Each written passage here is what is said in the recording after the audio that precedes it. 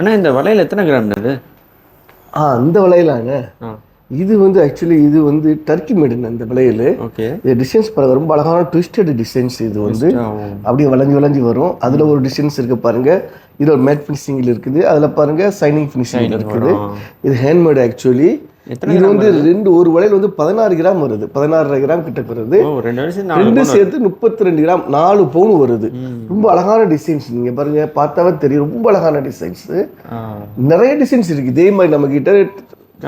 துருக்கி மேட்ல நிறைய டிசைன்ஸ் இருக்கு. அடுத்து பாருங்க, ஒரு அழகா இருக்கு பாருங்க ஒரு டிசைன்ஸ். இது எத்தனை கிராம் வருது? இது வந்து ஒரு வளையல் வந்து 10 கிராம் தான் வருது. ரொம்ப அழகான design, beautiful designs. Only 10 gram தான். 2 வளையல் எடுத்தீங்கன்னா 20 கிராமும் 2.5 பவுன் தான் இது. 2.5 பவுன் வருது. ஆமா, உங்களுக்கு இதை விட குறைச்சி காமிக்கவா? பாருங்க எவ்வளவு அழகா இருக்கு பாருங்க, ட்விஸ்டட் டிசைன்ஸ். அழகா இருக்கு, மேட் ஃபினிஷிங், சைனிங் ஃபினிஷ், ரொம்ப அழகான ட்விஸ்டட் டிசைன்ஸ்.